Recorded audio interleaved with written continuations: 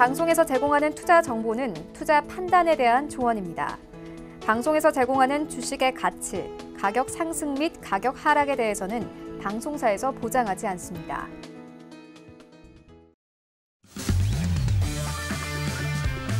안녕하세요. 해외 선물 신세계 리턴즈의 신경민입니다. 간밤 뉴욕 증시는 델타 변이 확산으로 경기 재개 지연 우려감이 커지고 미중 관계 우려까지 더해지면서 뉴욕 증시는 하락 마감했습니다. 또한 이제 뉴욕타임즈는 민주당 상원 의원들이 탄소 배출량을 줄이지 않는 중국과 다른 국가들에게 관세를 부과하는 방안을 보도할 것이라고 전하기도 했습니다. 오펙 플러스 증산과 델타 변이 확산으로 인한 수요 우려 그리고 달러와 강세가 겹치면서 WTI 유가는 전일 대비 7.5% 하락한 배럴당 66.42달러를 기록했습니다. 조금 전 출발한 뉴욕 증시 3대 지수는 현재 상승세를 보이고 있습니다. 네, 그럼 해외 선물 신세계 리턴즈 참여 방법 이어서 안내해드립니다. 전화 02-3153-2611, 2612번 그리고 문자 샵 0082로 참여 신청 가능하고요. 유튜브도 활짝 열려 있습니다. 서울경제TV 검색하셔서요. 실시간 채팅까지 함께 하실 수 있습니다. 네, 그럼 본격적으로 해외 선물 신세계 리턴즈 시작해 보겠습니다. 오늘의 마스터 영상으로 확인해 보시죠.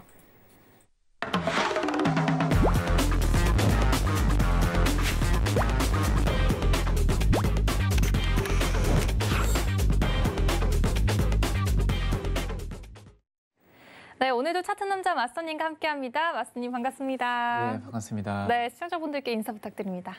네, 안녕하세요. 차트 남자입니다.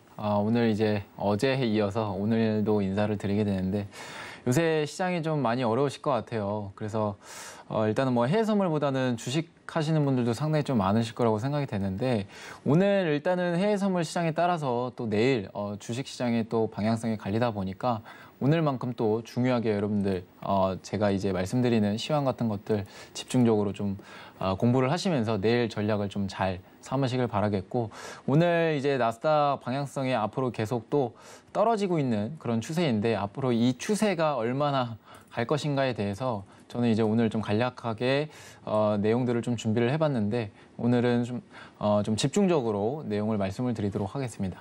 잘 부탁드립니다. 네, 오늘도 힘차게 차트 남스타 마스터님과 함께 봅니다. 현재 시각 지금 10시 55분 지나고 있는데요. 먼저 오늘의 이슈부터 함께 살펴보겠습니다.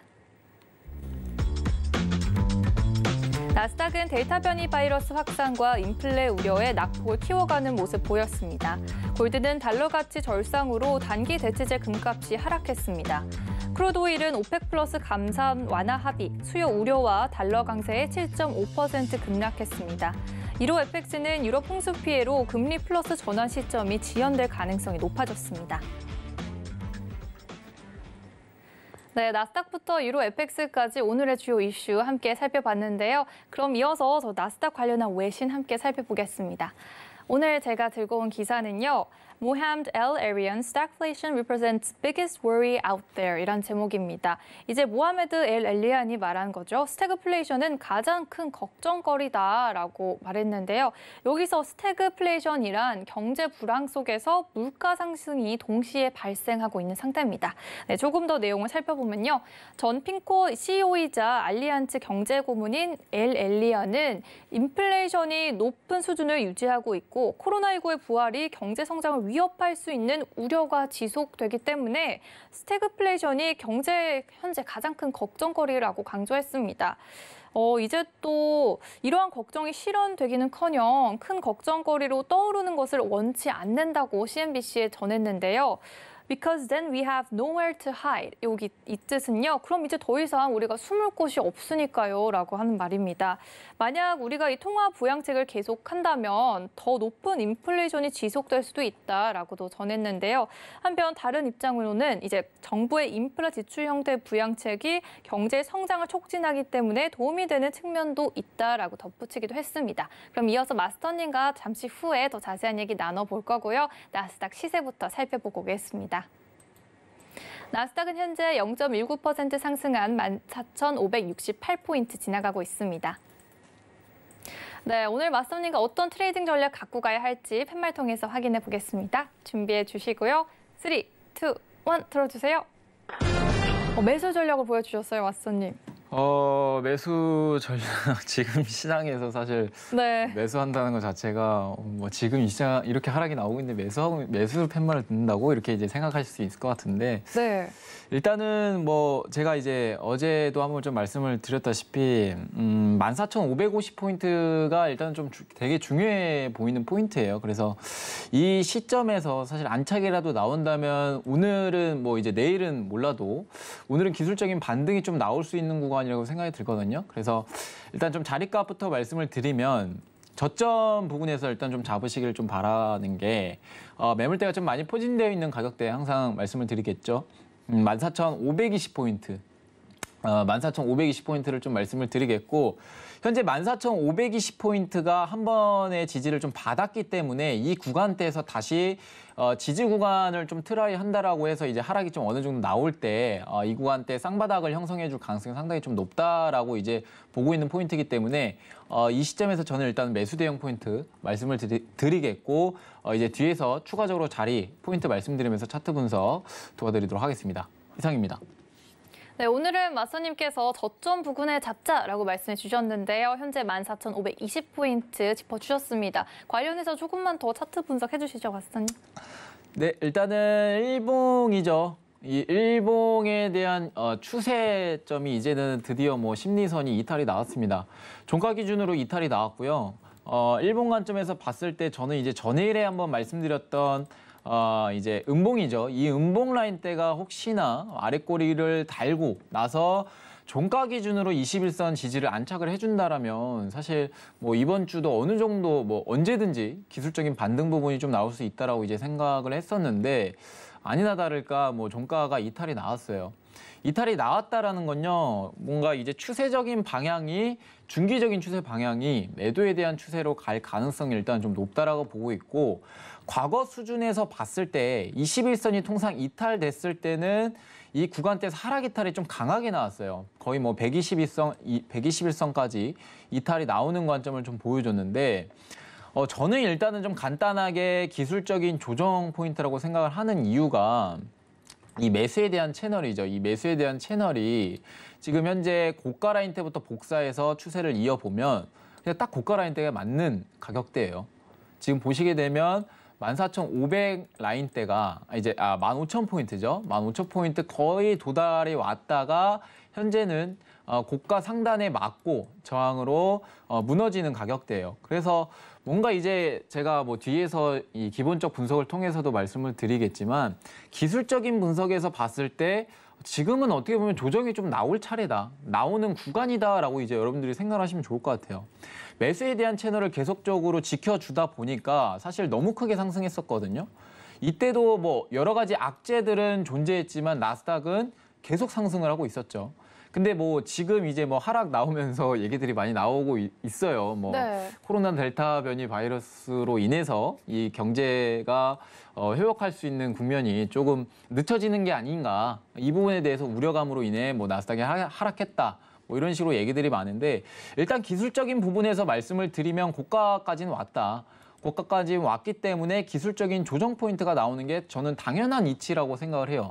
그래서 이 관점에서 봤을 때 물론 이제 21선도 이탈이 나오고 이제는 조정이 좀 시작이 된다라고 이제 간단하게 볼 수 있는데 저는 언제든지 일단은 기술적인 반등 포인트가 나올 수 있는 구간으로 일단 생각을 하시고 단기적인 매도 트레이딩을 계속해서 하시되 매수도 볼 수 있는 스위칭 자리를 좀 생각을 하시면서 두 가지의 전략을 좀 가져가시는 게 조금 유리하다. 이렇게 좀 말씀을 드리도록 하겠습니다. 그래서 일본 관점에서 정리를 해드리자면 최근 매수에 대한 채널 저점 기준부터 해가지고 추세선을 이어보았을 때 이 고가 상단에 부딪히는 자리이기 때문에 기술적인 조정 포인트는 당연하게 나올 수 있는 그림이다. 그래서 간단하게 봤을 때 추세적인 하락으로 우리가 지금 빠르게 뭔가 오바해서 판단하는 기준은 아니고 당연히 기술적인 조정 포인트다라고 이제 생각을 하시고 다만 21선이 이탈이 나왔다는 점에 대해서 조금 더 하락 구간이 열리는 구간대로 여러분들이 트레이딩을 좀 가져가시면 좋겠어요. 그래서 오늘 물론 이제 장기적인 추세 관점에서 말씀을 드린 거고 단기적인 추세 관점에서 말씀을 드려보도록 하면 60분봉 관점에서 제가 이제 중요하게 보이는 초반에 이제 말씀드렸던 자리값들이 있죠. 14,520포인트. 이 14,520포인트가 매물대가 좀 많이 포진되어 있는 가격대입니다. 그래서 520대부터 이 570 라인대 상단 부근이죠. 이 부근대를 지금 지켜주게 된다라면 앞으로 피보나치의 0.32 값이라고 하죠. 0.32 값이 지금 14,650인데 여기까지 일단 1차적으로 도달할 가능성이 높아요. 520 라인대를 지켜주게 된다라면 가장 중요한 매물대이기 때문에 여기 이탈 안 나오면은 오늘 기술적인 반등 포인트 추가적으로 나올 가능성이 높거든요. 그래서 저는 일단은 개인적인 관점에서 봤을 때 지금이 어떻게 보면 매수로 좀 대응해 볼 수 있는 포인트지만 520선이 만약에 하단으로 이탈이 나왔다라고 하면은 저는 반등 시에 매도 전략을 말씀을 드리겠고 단지 지금은 14,520 가격대 위에 자리하고 있기 때문에 매수에 대한 추세가 유리하다. 이렇게 좀 말씀을 드리도록 할게요. 그리고 2차적으로 여러분들이 좀 중요하게 봐야 되는 자리는 0.236 라인대죠. 우리가 피보나치 값을 어떻게 이제 조정값 이제 고점부터 해가지고 저점 포인트를 어디서 이었냐면 최근 이제 14,900포인트까지 올랐죠. 14,988까지 올랐다가 지금 현재 큰 폭으로 조정이 나오고 있는 국면인데 어제에 대한 저점 포인트와 연결을 해보시면 됩니다. 그러면 지금 되돌림이 얼마나 나왔느냐라고 이제 본다면 14,650까지 왔죠. 14,650 라인대가 현재 0.382 값입니다. 피보나치에. 그러면 현재 0.382 값이 반등이 왔다가 지금은 횡보하는 추세거든요. 그럼 우리가 단기적으로 봤을 때 만약에 0.238, 이제 236 라인대죠. 0.236 라인인 이 14,570 라인대가 이탈이 된다라고 했을 때 저는 제가 말씀드렸던 매수 자리가 있죠. 14,520포인트. 여기까지는 눌릴 가능성이 일단 높기 때문에 60분봉 종가 기준으로 좀 판단을 하시면 좋을 것 같아요. 60분봉 종가 기준으로 지금 이제 막 지지를 해줬거든요. 지지를 해주는 음봉 캔들이 나왔어요. 아랫꼬리가 좀 길게 좀 나오고 있는 국면인데 지금 이제 어느 정도 좀 눌리게 된다라고 하면 520 라인대와 570짜리 있죠. 요 사이 가격대가 550 라인대거든요. 그래서 550 기준에서 저는 15분봉 종가를 좀 보시면 좋을 것 같아요. 15분봉 종가로 550 위에서 끝났다. 자, 매수 대응 충분히 저는 해볼 수 있다라고 이제 말씀을 드리도록 할게요. 그래서 14,550포인트 이 중심적으로 좀 보시고 결론적으로 말씀을 드려봤을 때 현재는 14,572 라인대에서 아직은 지지 이제 여부를 어느 정도 판단하고 있는 국면이기 때문에 지금 당장 매수로 대응하지 마시고 어느 정도 좀 조정 포인트가 내려왔을 때 그때 가서 좀 매수 대응을 하시길 바랄게요. 다만 저는 14,650 라인대가 이탈이 나오게 된다라면 618 라인대죠. 0.618 라인대인 14,784. 이 구간대에서도 매물대가 많이 포진되어 있기 때문에 이 구간대까지 올라올 가능성이 좀 높다. 이렇게 좀 판단을 하도록 하겠습니다. 그러면 우리가 결론적으로 일단 1차적으로 봐야 되는 자리는 570과 550 라인대죠. 이 550 라인대와 570 라인대가 이탈이 나오는지 안 나오는지 지켜보시고 매수 대응은 14,650포인트까지 대응해 볼 수 있다. 이렇게 기술적 분석 정리해드리도록 하겠습니다. 이상입니다. 네, 마스터님께서 오늘 팁을 하나 주고 가시네요. 지금 14,520포인트에서 570포인트 중요한 매물대이기 때문에 하단 이탈이 나올 시에 기술적인 반등 추가적으로 나올 수도 있다 이렇게 예상을 해주셨습니다. 네, 그럼 저희 이어서 지금 또 시장 이야기하고 궁금한데요, 마스터님. 미국채 금리가 지금 좀 하락한 상황이죠? 어떻게 보시나요? 미국채 일단 좀 차트 한번 볼게요. 네. 현재 지금 미국채 금리가 일단은 뭐 말씀을 좀 드려봤는데 이 미국채 금리가 사실 이렇게 내리는 국면에서 봤을 때는 저는 이제 시장이 되게 이 경제적인 법칙에 의해서 지금 어긋나는 것들이 상당히 좀 많다라고 이제 생각이 들거든요. 어떤 거죠? 일단 뭐 여러 가지 이유들이 있겠죠. 일단 뭐 미국채 금리를 항상 보는 이유는 네. 경제 성장이 앞으로 10년 후에 그 사실 기대치로 형성이 되는 거거든요. 이 금리가 통상 올랐을 때는 경제 성장이 앞으로 10년물이다 보니까 네. 10년 후에 경제 성장에 대한 기대치가 얼마나 지금 높아져 있느냐 그거를 이제 간단하게 판단해 볼 수 있는 채권에 대한 금리인데 지금 채권 금리가 많이 떨어지고 있어요. 거의 뭐 급락을 뭐 한다고 하더라도 과언이 아닐 정도로 지금 많이 떨어지고 있는 국면인데 뭐 지금 1.2%로 하단으로 이제 이탈이 나왔기 때문에 네. 사실 제가 나스닥에 대한 매수 포인트를 좀 조심스럽게 말씀드리는 이유가 이거 하나예요. 올해 거의 2월 수준까지 내려갔다고 보면 되나요? 그렇죠. 국채 금리가 이제 많이 좀 떨어지고 있고 여러 가지 이제 뭐 얘기들이 상당히 좀 많은데 일단은 국채 금리가 이렇게 떨어지는데 나스닥이 이제 뭐 사실 성장주나 뭐 가치주 이렇게 한 그룹으로 보는데 이게 지금 사실 올라야 좀 정상이거든요. 네. 뭐 어떻게 보면 이제 여러분들이 생각하시면 좋을 것 같은 게 뭐냐면 성장주는 금리에 되게 예민하잖아요. 그렇죠. 그럼 이 부분에 대해서 미국채 금리가 앞으로 좀 떨어지고 있는 국면에서 봤을 때는 우리가 네. 기업에 대한 투자가 많이 이루어지는 국면이다 보니까 어떻게 보면 금리에 대한 이런 민감한 부분 사항이 올랐을 때는 투자가 조금 이루어지진 않겠지만 지금 내려가는 국면이잖아요. 그러다 보니까 나스닥이 뭐 가치주, 성장주 이 한 그룹으로 많이 편입되어 있는 종목들이 많은 만큼 나스닥이 좀 올라와줘야 돼요. 네. 근데 지금 국면에서 봤을 때 네. 나스닥도 떨어지고 있는 국면인데 야 이렇게 되면 경제적인 법칙이 좀 어긋나는 게 아닌가.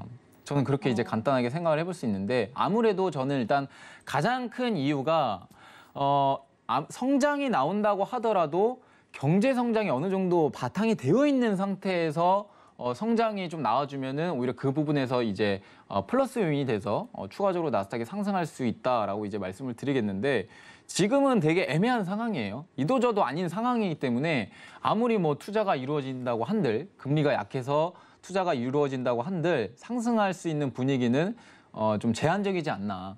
현재 상황으로서는. 그렇죠. 네. 현재 상황으로서는 이제 간단하게 그렇게 생각을 해볼 수 있을 것 같아요. 그래서 지금 나스닥도 빠지고 뭐 다우도 빠지고 하는 국면인데 뭐 미국채 금리가 많이 올랐었을 때는요. 나스닥이 일단은 좀 조정을 많이 크게 받았었어요. 최근 1.7%까지 올랐었던 이 국면이 2021년 3월 달이었거든요. 네. 그러니까 이때가 이제 부양책이 통과가 됐던 시기였기 때문에 이때 뭐 부양책에 대한 선반영을 한다고 하더라도 금리가 너무 가파르게 오르다 보니까 성장주나 뭐 가치주가 완전히 좀 약세 현상을 펼쳤었죠. 그래서 여기에 따른 어떻게 보면 이제 아예 가치주 정정화 드리겠습니다. 기술주. 네. 이 기술주 관심에서 집중해서 봤을 때는 다우가 좀 많이 오르는 그런 현상을 좀 보여줬었고 이제 나스닥이 좀 하락하는 그런 국면이었는데 지금 또 금리가 이제 하락을 크게 내려와도 나스닥이 하락을 하고 있는 그런 국면이다 보니까 지금은 시장 분위기가 지금 되게 어려운 상황이다. 이렇게 좀 말씀드릴 수 있을 것 같아요. 그래서 일단은 국채 금리가 좀 내리는 이유에 대해서 좀 설명을 드리고 싶은데 일단은 이동평균선 기준으로 봤을 때 200일선이 이제 이탈이 나왔어요. 200일선이 이탈이 나왔고 현재 관점에서 121선도 하단으로 크게 이탈했기 때문에 앞으로 미국채 금리가 추가적으로 하락 포인트가 좀 열려 있다라고 이제 평가가 돼요. 그래서 지금 뭐 제가 이제 사진을 좀 준비했을 때도 거의 1.2 수준이었다가 지금 또 다시 하락해서 1.1로 내려왔죠. 1.1을 깨고. 그래서 이 관점에서 봤을 때 저는 충분히 리스크가 지금 있는 시장이다. 그래서 어제 또 조금 위험한 상황이라고 말씀 주셨잖아요. 그렇죠. 어제도 이제 위험하다라고 이제 말씀을 드렸었는데 일단은 이 국채 금리가 계속적으로 내려가는 이유에 대해서 이제 좀 여러분들 궁금해하실 수도 있으실 것 같아서 간단하게 좀 이유에 대해서 근거에 대해서 좀 설명을 드려보도록 하겠습니다. 네. 일단 첫 번째 이유로 인해서 첫 번째 이유는 소비자 물가 급등이죠. 우리가 최근 CPI 지수가 발표를 하고 나서 이제 전년 YOY로 했을 때 5.4%나 이제 서프라이즈급으로 발표를 했어요. 그래서 이 발표를 하면은 사실 미국채 금리가요. 여러분들 좀 헷갈려 하실 수도 있으실 것 같아요. 경제 법칙에서 이게 또 어긋나는 이유 중 하나거든요. 그러니까 뭐 소비자 물가는 사실 미국채 금리를 좀 반영을 해요. 그래서 물가가 통상 오르게 되면 인플레이션을 반영을 하기 때문에 미국채 금리가 올라가는 요소가 됩니다. 근데 지금 내려가고 있죠. 네. 그러면 경제 법칙에서 일단 어긋나는 이유 중 하나예요. 그렇네요. 그죠? 그렇게 되면 우리가 이제 생각을 해볼 수 있는 게 물가가 오르면은 국채 금리가 오르는 게 통상적인 이제 그림의 방향성인데 지금 다르게 해석을 하고 있다라는 거죠. 높은 물가가 오히려 소비 심리를 제약할 수 있다라는 이 국면에서 봤을 때는 미국채 금리가 앞으로 이제 뭐 앞서 이제 말씀드렸다시피 10년 이후의 기대치라고 말씀을 드렸잖아요. 경제 성장에 대한 기대치. 근데 소비가 약화가 되다 보니까 미국의 이제 GDP 4대 요소 중 소비로 이루어지는 국면에서 70%나 차지해요. 그래서 소비가 많이 이루어지면 이루어질수록 이 경제 성장률이 좀 올라갑니다. 근데 이 국면에서 봤을 때 소비를 좀 제약하는 국면이다 보니까 아무래도 물가가 올라가면 네. 좀 소비 심리가 위축되겠죠. 너무 비싸니까. 소비를 안 하는 그런 심리가 좀 발동이 됩니다. 그런 국면 차원에서 봤을 때 미국채 금리가 하락할 수 있는 이 근거가 된다라는 거죠. 그래서 첫 번째로 말씀드렸을 때 소비자 물가가 급등했다. 급등을 했지만 미국채 금리가 통상적으로 올라야 되는데 현재 내려가는 그런 분위기가 형성이 되고 있다. 이렇게 좀 설명을 드리겠고, 두 번째로 이제 델타 변이 바이러스죠. 아무래도 이제 델타 변이 바이러스를 안 뽑을 수가 없겠는데, 뭐 여러 가지 이제 이유들이 좀 많은 것 같아요. 델타 변이 바이러스로 인해서 이 경제 성장이 늦춰질 것이다. 이런 우려로 인해서 결국 위험 자산의 이제 선호 심리가 조금 후퇴하고 있는 국면이다. 이런 얘기들이 상당히 좀 많은데, 사실 뭐 진짜 저는 이제 다 갖다 붙이기 좀 나름인 것 같아요. 그럼 맞는 것 같아요. 사실 뭐 증시가 이제 뭐 빠지는 국면에서 봤을 때 모든 이유 다 갖다 붙일 수 있거든요. 네. 근데 저는 일단은 뭐 델타 변이 바이러스에 대한 이 우려로 인해서 증시가 이제 급락한다. 이런 거는 사실 저는 아닌 것 같아요. 사실 이 부분은 어느 정도 단기간 내에 해결될 가능성은 일단 적다라고 판단을 하지만 결국에는 저는 해결될 가능성이 높다. 이미 이제 백신에 대한 접종률이 만약에 높아지게 되고 집단 면역이 형성이 되고 이 부분이 어느 정도 해결이 된다라고 하면 저는 충분히 악재로 작용하는 것보다는 단기간 내에 해결될 가능성이 일단 좀 높다라고 이제 판단을 하고 있어요. 네. 그래서 이 관점에서 봤을 때 물론 이제 미국채 금리가 좀 더 떨어질 수 있는 근거로 뽑을 수 있는 이유 중 하나죠. 경제 성장을 일단 막고 있으니까. 지금 관점에서 봤을 때. 그래서 이러한 델타 변이 바이러스 이슈로 인해서 두 번째 근거가 이제 미국채 금리 하락이 이제 델타 변이 바이러스 얘기로 인해서 경제 정상화 시기가 늦춰지다 보니까 이 기대치가 좀 하락했다. 그래서 금리가 하락하는 그런 국면이 좀 서 있다. 이렇게 좀 설명을 드리도록 하겠습니다. 그다음에 이제 세 번째 이유로 뽑을 수 있는 게 가장 중요한 거죠. 이제 테이퍼링 얘기가 나오고 있기 때문에 이 국면에서 봤을 때는 사실 금리 상승에 대한 요인이 되거든요. 왜냐하면 이제 국채를 지금 800억 달러 정도를 매입을 해주고 있어요. 근데 이 국채 금리를 계속 매입을 해주고 있다 보니까 현재 금리가 떨어지는 요소가 됩니다. 뭐 통상 이제 길게 좀 말씀드릴 수는 없겠지만 금리가 지금 떨어지고 있는 국면은 뭐 물론 이제 연준이 계속적으로 통화 정책을 펼치고 있기 때문에 금리가 지금 떨어지고 있는 국면인데 이게 이제 뭐 어제도 말씀드렸다시피 부채 한도 유예 기간이 있기 때문에 미국채를 추가적으로 발행을 못 합니다. 정부에서 이제 유예 기간을 앞두고 있다 보니까 이걸 법으로 정해놨어요.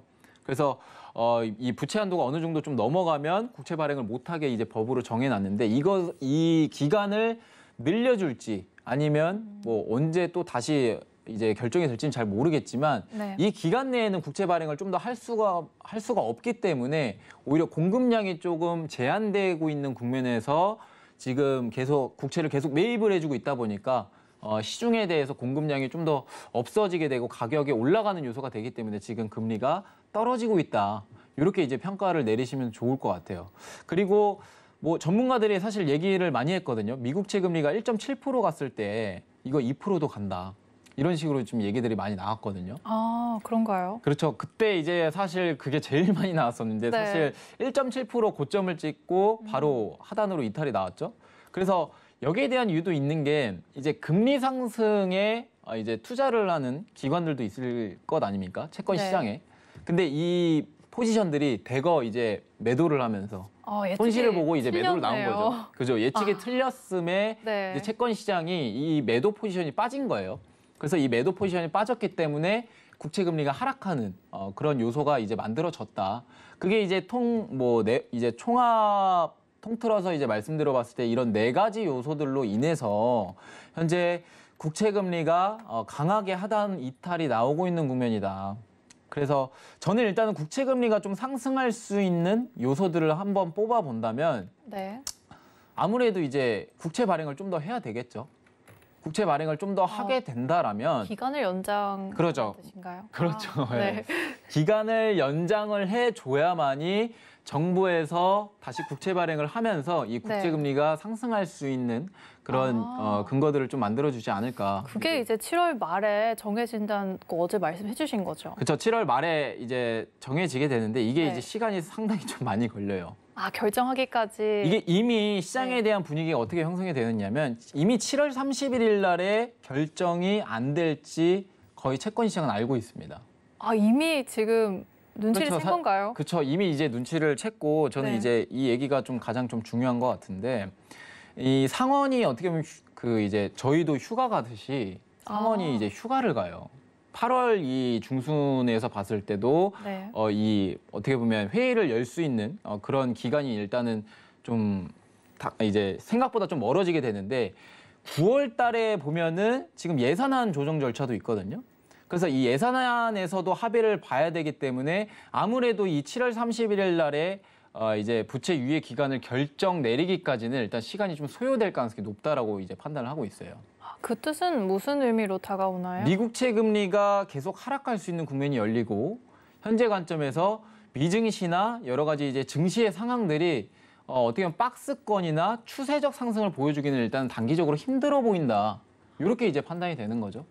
그래서 어느 정도 이제 국채 금리가 상승이 되고 델타 변이 바이러스가 해결이 된다라고 하면은 저는 일단은 뭐 추세적인 상승 포인트는 다시 만들어줄 가능성이 높다라고 보고 있는데 네. 아무래도 이제 중요한 7월 29일 날에 FOMC도 있고 그렇죠. 7월 31일 날에 유예 기간도 있는데 이것도 어차피 좀 지연될 가능성이 높다 보니까 네. 저는 일단은 좀 트레이딩 관점에서 봤을 때는 현재 관점에서 뭔가 공격적으로 좀 저점에 대한 매수 기회는 아직은 아니다. 아, 이렇게 판단이 돼요. 뭐 여러 이제 외신들도 그렇고 지금은 뭐 얘기들을 들어봤을 때 저점 매수 기회로 활용을 해야 된다 이런 식으로 얘기가 많은데 저는 일단은 좀 조정 포인트는 좀 더 열려 있다라는 생각을 하고 있고 아무래도 추세적인 상승은 7월 말에 이 8월 초나 이 중순쯤에 좀 추세적인 상승이 좀 나오지 않을까라는 이제 생각을 해보고 조심스럽게 그래서 지금은 뭔가 추세적 상승을 야기하는 뜻에서 여러분들한테 말씀을 드리는 건 아니다. 이러한 악재 요소들이 계속적으로 작용을 하고 있기 때문에 이 부분에 대해서 여러분들 집중적으로 좀 보셨으면 좋겠고 일단은 뭐 장단기 금리 차에 대해서도 얘기를 안 드릴 수가 없겠는데 네, 그렇죠. 장단기 금리 차가 지금 계속 축소되고 있는 국면이에요. 네. 근데 이게 사실 사이클이 어떨 때 반영이 되냐면 경제 성장이 조금 우려가 될 때 네.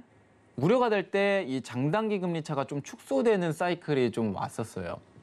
근데 이게 이제 초반에 언제 일어났냐면 2007년 리먼 사태. 뭐 여러 가지 이제 2008년에도 뭐 금융위기가 한번 왔었죠. 근데 이때 국면에서 봤을 때 이게 이제 어디까지 떨어져야 우리가 경제가 우려가 되느냐라고 했을 때 1% 미만이에요. 1% 미만. 근데 지금 관점에서 봤을 때 1%의 미만으로 지금 떨어지고 있는 국면은 아니거든요. 그래서 물론 이제 어느 정도 좀 축소되고 있는 국면이다 보니까 현재 경제 성장에 대한 우려가 계속적으로 작용을 하는 건 맞지만 네. 이게 결국 뭐 빅숏을 야기하는 뭐 그런 상황은 지금은 아니다. 이렇게 좀 설명드릴 수 있을 것 같아요. 다만 지금은 조정을 겪고 있는 과정일 뿐이지 추세적인 하락 포인트는 분명히 아니다라고 이제 설명을 드릴 수 있을 것 같아요. 격차가 좀 좁혀져야지 덜 우려할 수 있는 상황인가요? 그렇죠. 쉽게 설명을 드리면 단기 금리와 장기 금리를 이제 보여주는 그래프거든요. 네. 그래서 이게 이제 장기 금리고 이게 이제 단기 금리예요. 네. 근데 우리가 통상 이제 단기 금리라고 하는 거는 통화 정책에 의해서 이게 컨트롤할 수가 있습니다. 근데 10년 국채 금리는 제가 말씀드렸다시피 네.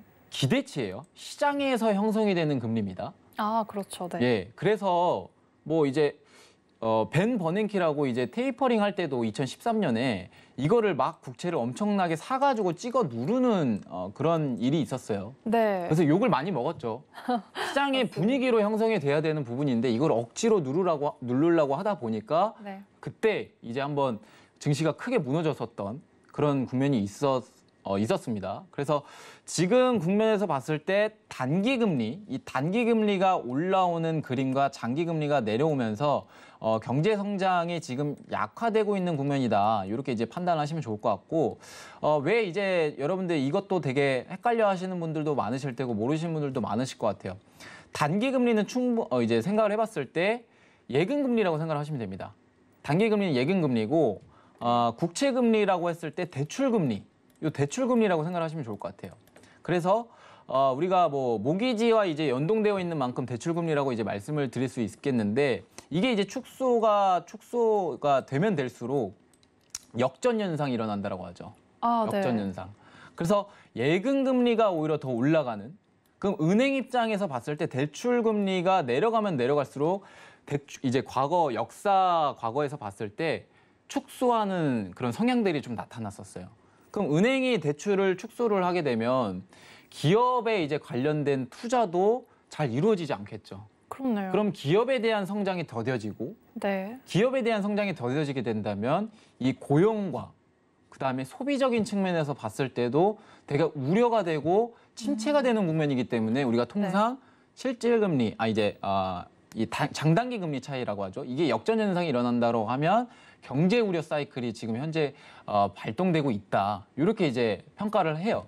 장단기 금리 차로 이제 모든 게 연결돼 있다고 보면 되네요. 그렇죠. 그래서 이게 축소되면 안 된다라는 걸 계속 말씀을 드리는 거고, 네. 다만 지금 이 얘기를 왜 하느냐. 지금은 우려할 만한 수준은 아니다라고 이제 말씀드리고 싶어서 가져와 봤어요. 그래서 막 장단기 금리 차에 이제 축소되면 이거 거의 빅쇼 나오는 거 아니냐 이제 얘기들이 많길래 제가 이제 관련 자료들을 이제 준비를 해봤습니다. 그래서 지금 뭐 결론적으로 정리를 해드리자면 우려할 만한 사항들은 아니다. 그렇기 때문에 어느 정도 기술적인 조정과 여러 가지 악재, 계속 지금 껴맞추기식으로 악재가 좀 나오고 있다라고 하죠. 근데 이 부분은 추세적인 하락을 야기하는 뜻하는 게 아니라 저는 어떻게 보면 지나갈 조정이다라고 이제 판단을 하고 있어서 추세적인 상승은 계속적으로 나올 가능성이 높다. 이렇게 좀 정리를 드리도록 하겠습니다. 이상입니다. 네, 오늘 마스터님께서 아주 저희가 이해하기 쉽도록 쉽게 풀어주셨습니다. 일단 지금 조정 포인트가 좀 더 열려 있기 때문에 저점 매수 기회는 아직은 아니다. 또 포인트 짚어주셨네요. 네, 더 많은 정보는 노란톡 열려 있습니다. 샵 0082로 차트남자라고 보내주시면요. 노란톡 링크 보내드리고 있습니다. 네, 그럼 이어서 이제 오일로 넘어가 보겠습니다. 오늘 제가 오일 관련 외신을 또 들고 와봤습니다. 해당 제목은요. OPEC Plus deal will boost oil production, but will it mean for prices at the pump? 라는 제목입니다. 이제 OPEC Plus 협상은 원유 생산을 증대시킬 것이다. 하지만 그것은 상승한 유가에 어떤 의미가 있을까? 이런 물음인데요. 이제 여름 기온이 올라가면서 기름값도 이제 오르고 있습니다. 한 전문가는 OPEC Plus에서 원유 증산에 대한 새롭게 발표된 협상에도 불구하고 원유 가격의 상승은 이번 시장이 끝나기 전에 식을 것 같지 않다. 이렇게 말을 전했는데요. 월요일에 거래일이 시작될 무렵 이제 원유 가격은 오펙 플러스 협상에 관한 뉴스로 떨어지기는 했죠. 하지만 but there needs to be a sustained dip in barrel prices라고 이제 언급이 돼 있습니다. 하지만 운전자들이 주유할 때 차이를 알 정도로 배럴당 가격이 지속적으로 하락해야 한다. 이런 부분인데요. 해당 전문가는 이를 가까운 미래에 예상하지는 못하겠다. 이렇게 정리를 했습니다. 네, 잠시 후에 마스터님과 더 자세한 시장 얘기 나눠볼 텐데요. 일단 오일 시세부터 살펴보고 오겠습니다. 오일은 현재 0.54% 상승한 66.67포인트 지나가고 있습니다. 네, 관련해서 어떤 트레이딩 전략 들고 가야 할지 마스터님과 함께 살펴보겠습니다. 팻말 준비해 주시고요. 3, 2, 1 들어볼게요. 매도 전략으로 추천해 주셨어요, 마스터님. 매도 지금 크게 하락을 하고 있기 때문에 네. 매도에 대한 의견을 일단 유지를 하고 일단은 간략하게 좀 설명을 드리면 현재 이제 오일이 좀 많이 빠졌기 때문에 지금 트레이딩하는 거는 일단 좀 리스크가 있다. 이렇게 좀 정리를 드리겠고요.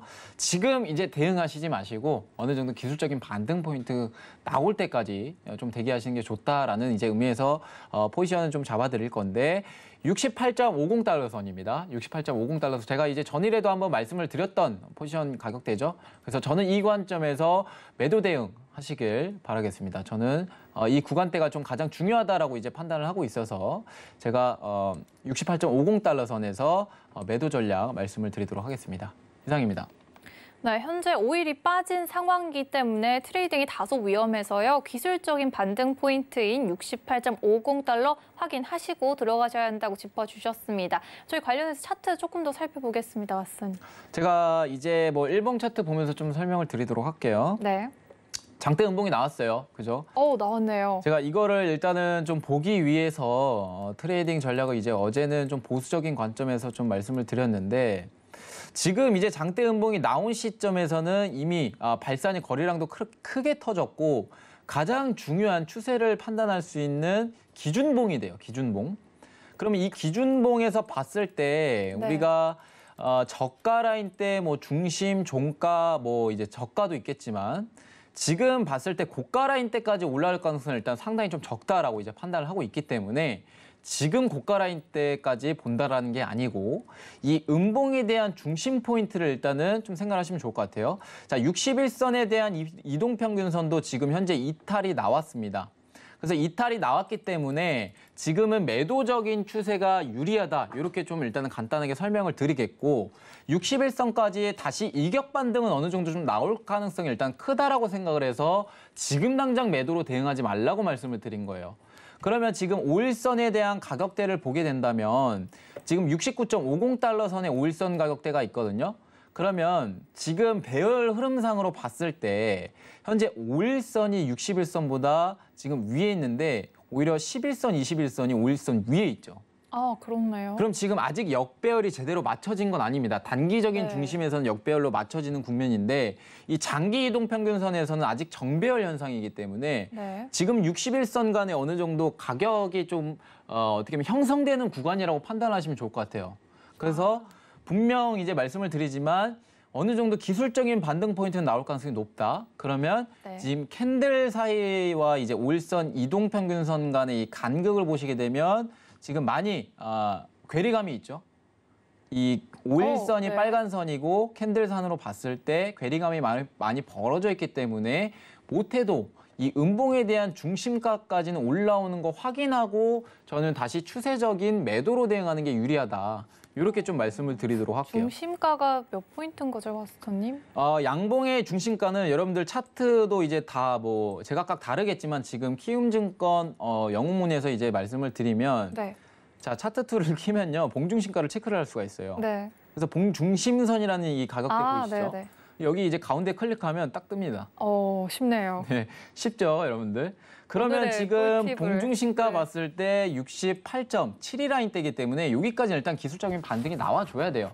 그리고 지금 캔들 형성되는 캔들을 보게 되면 아래 꼬리가 상당히 길죠. 네. 자, 기술적인 반등 포인트 충분히 좀 나와야 된다라는 캔들이 지금 형성되고 있는 국면이기 때문에 지금 관점에서 반등 나와줘야 된다. 그럼 반등 나오고 나서 이 주요 가격대인 68.72 라인대까지 오게 된다면 5일선이 조금 내려오고 캔들이 위에 올라오는 국면이 형성이 됩니다.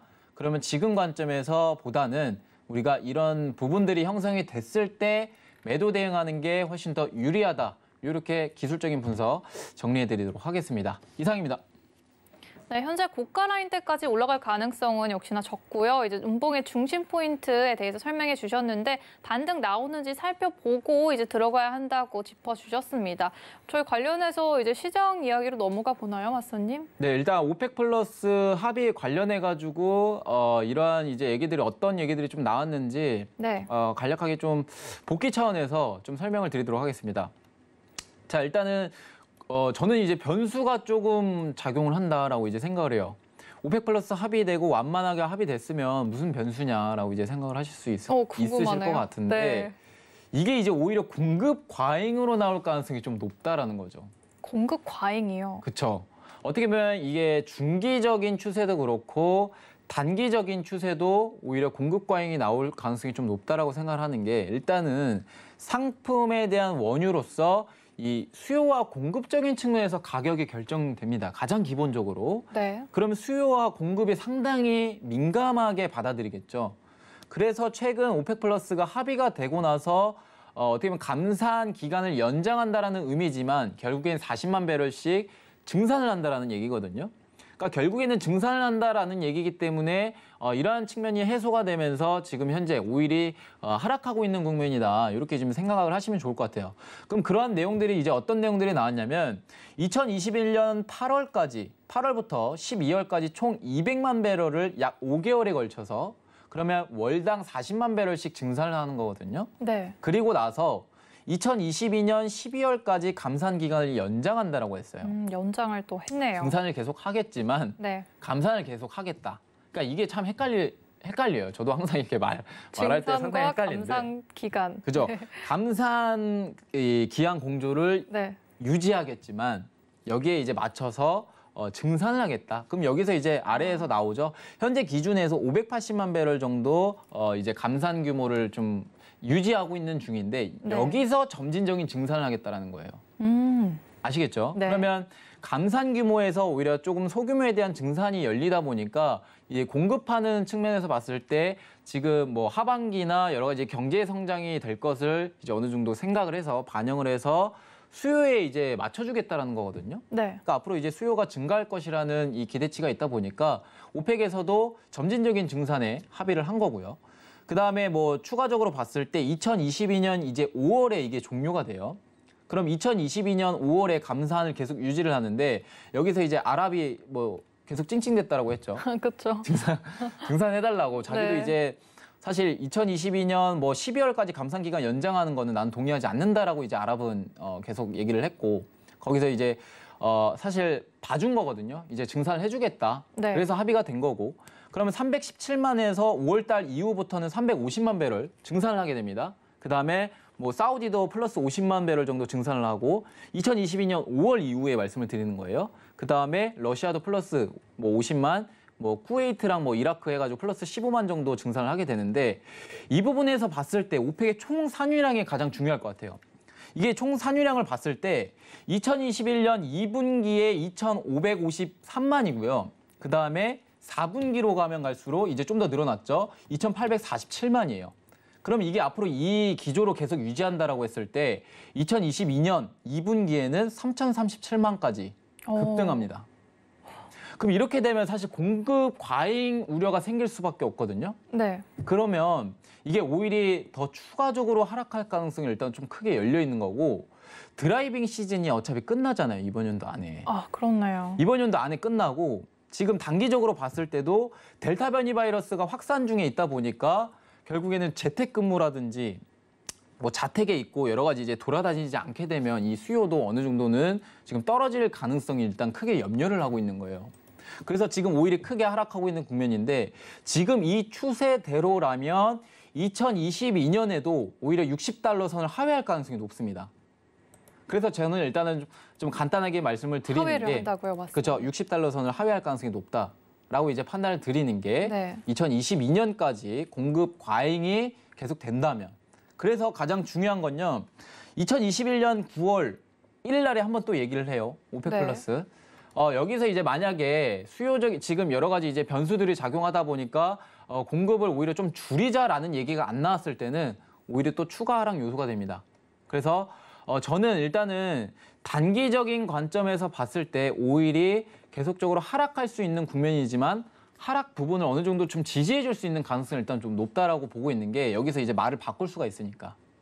여기서 이제 공급을 계속 한다라고 했는데 네. 증산을 계속 한다라고 했는데 이 수요가 어느 정도 늘어날 것이라는 기대치가 약해지게 된다라면 충분히 또 다음 회의 때 얘기해서 이 공급 과잉을 좀 줄일 수가 있거든요. 즉 증산을 좀 줄일 가능성이 높다라는 거죠.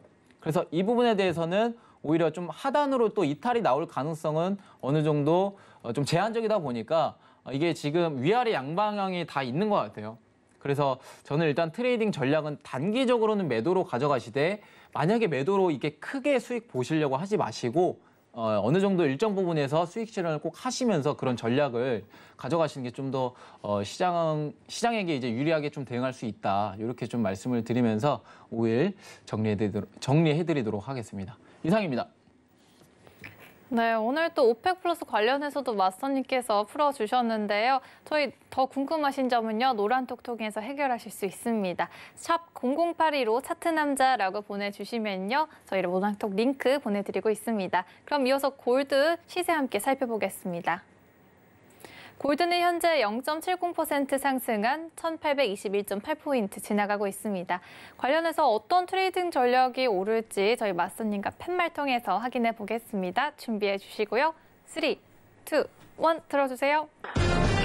관망으로 해주셨어요, 맞선님. 네, 일단 관망 말씀을 드리겠고 저는 사실 골드는 이제 매도 자리가 안 오면 좀 대응을 안 하는 게 좋을 것 같아요. 매도 자리가 안 오면. 네.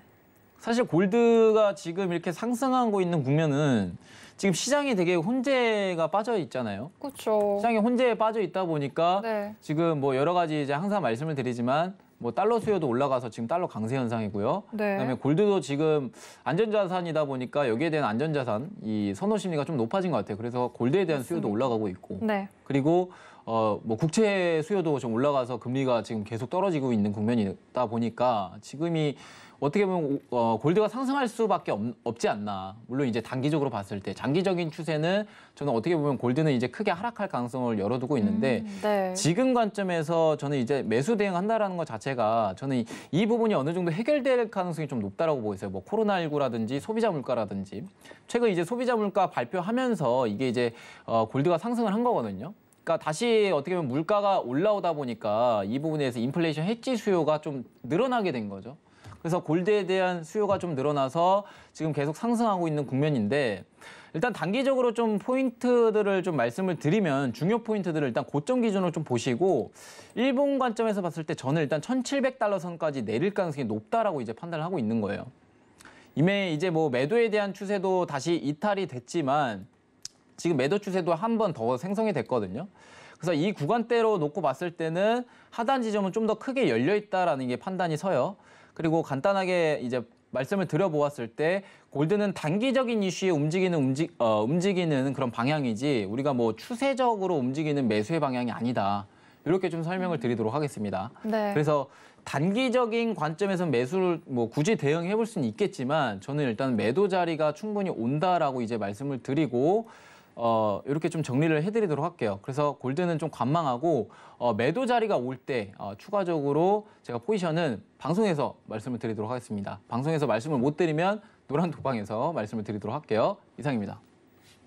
네, 골드는 지금 매도 자리가 안 오면 대응 안 하는 것이 낫다 이렇게 또 정리해 주셨어요. 또 저희 지금 일본에서 올림픽 게임에 대해서 또 조치가 좀 엄격하잖아요. 그렇죠. 그래서 시장이 더 불안해진 면도 있을 것 같아요. 근데 지금 되게 시장이 네. 뭐 되게 알게 모르게 지금 완전히 헷갈리는 시장이에요. 그래서 여러분들이 이제 뭐 지금 트레이딩 할 때 뭐 지금 숏 나온다고 즉 하락 나온다라고 해가지고 크게 염려는 안 하셔도 될 것 같습니다. 물론 추세적인 하락이 아니라고 이제 서두에 또 말씀드렸다시피 네. 지금이 뭐 그렇게 크게 하락하는 요소는 아닌 것 같아요. 그래서 이 부분은 어느 정도 좀 해결될 가능성이 높다라고 이제 판단을 하고 있고 저점에 대한 매수를 어디에서 잡을 것인가에 대한 전략을 여러분들이 세워가시면 좋을 것 같아요.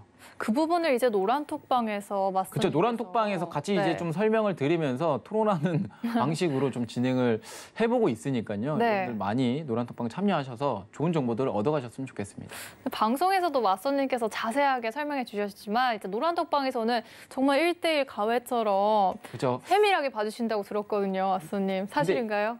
그런 소문을 제가 들었습니다. 당연한 사실이고. 네. 근데 노란톡방에서 이제 이런 식으로 좀 얘기를 하는데 반응이 이렇게 크게 없어요. 왜죠? 그러니까 뭔가 이제 좀 읽기만 하시고 네. 뭔가 이제 답장이 이렇게 크게 없는 것 같아요. 그래서 네. 반응이 좀 약간 심심한 걸 보고 나서 이렇게 내가 뭐 잘못 말하고 있는 게 아닌가 이렇게 이제 네. 거의 생각 들 정도로 되게 반응이 없으신데 노란톡방에 들어오시면 여러분들이 반응이 있어야 저도 이제 되게 열정적으로 여러분들한테 교육을 드리기 때문에 네. 이 부분에 대해서도 한번 좀 체크를 해보시고 네. 잘 반응해 주셨으면 좋겠습니다. 네. 네, 또 마스터님께서 워낙 또 많은 정보 공유해 주시니까요. 여러분들 노란톡 열려 있습니다. 샵 0082로 차트 남자라고 보내주시면요. 관련 링크 바로 보내드리고 있습니다. 참고로 본 방송에서 제공한 정보는 투자 판단에 대한 조언일 뿐 해당 상품의 가치와 수익률을 보장하진 않습니다. 서울경제TV는 자본시장 통화법을 준수하고 있습니다. 1대1 투자 상담, 위사 신행위 등 모든 불법 사항들을 엄중히 금지합니다. 저희는 오늘 여기서 마무리하도록 하고요. 내일 밤 11시에 또 찾아뵙도록 하겠습니다. 함께해 주신 여러분 고맙습니다.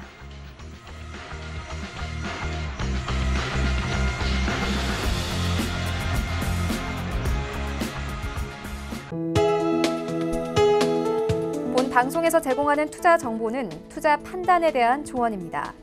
방송에서 제공하는 주식의 가치, 가격 상승 및 가격 하락에 대해서는 방송사에서 보장하지 않습니다.